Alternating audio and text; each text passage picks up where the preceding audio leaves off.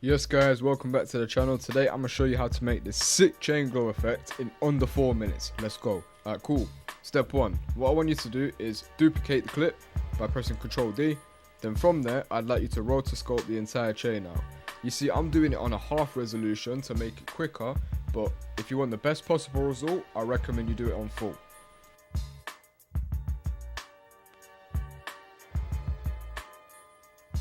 Perfect, the rotoscope is finally done.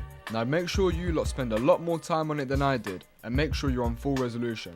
So now what I want you to do is go back onto this layer, press freeze. Now freeze is going to pre-render this entire thing, so you don't have to watch it keep loading over and over again. So this will be very helpful while we're doing the effect, okay? So we'll just wait for this to finish, then we'll move on to the next step. Okay, next, so now we're going to be adding in all the effects. So first, one plugin. It is paid, but I highly recommend you lot get it. So it is Deep Glow.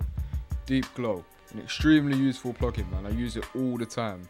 Now I'm going to tweak my exposure and the radius to make sure I get the best possible looking glow out of this. So once that's done, I will move on to the next step. Just a note, if you don't want to spend no money on Deep Glow, that's completely fine, man. All you got to do is just use the normal built-in glow. That's going to be fine as well. But again, highly recommend you get it. It's a lot better. Okay, so the next plugin you're going to add is Glint, okay? So this is an extremely useful one you'll find yourself using as well. It's not completely necessary if you don't want to pay for Sapphire, so that's completely fine. But if you do, I recommend you do it. So what you're going to do is load preset. So then from here you're going to have a load of selections to choose from of which one you're going to go for. And also it will come up with your rotoscope on here, as you can see. So then you get a view of every single preset that you're going to use. Now the one that I've been using a lot recently is these ones here. Realistic 3 and 4. That's what works for my clip. It may be different for yours. So that's looking quite cool. But since we're adding a lot more other ones, I want it to be a bit more low key. So I'm going to go with Realistic Glint 4. Okay guys, so I've added that glint now. That's completely fine. Looking good. So now the next bit, you can see it's really bright at the start, and I don't want that to happen.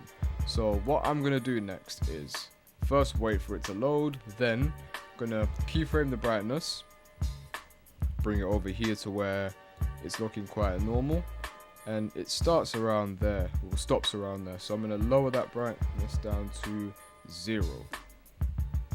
Okay, so now that shows no glint, but then it slowly comes into it. Okay, now step 3, again not necessary, but makes it 10 times better. I want you to add flicker, another Sapphire plugin, but makes it amazing. Okay, so the fourth and final one, I want you to add in CC light rays. This is built into After Effects, so you don't have to worry about paying. You see that center point? That's what we're going to be working with the most here. What I'd like you to do next is keyframe the positions that you want it to move in. I want it to go through the 3, just like a diagonal sort, to this corner. Just as the clip finishes, I want it to go through the rest of the chain. But we're not finished. You see this little point here? To me, it's way too small. So I'm going to put that to about 85, so it's not just a little dot moving around. It kind of merges with the chain, if that makes sense. So to make it complete, I'm just going to lower the intensity to around maybe 30 instead of 100. So now, when we look for the preview, this is the final result. Yo, that's a wrap guys, thank you for tuning in. I'm going to be dropping a lot more, so make sure you like, comment and subscribe, and I'll see you lot next time, yeah? Safe.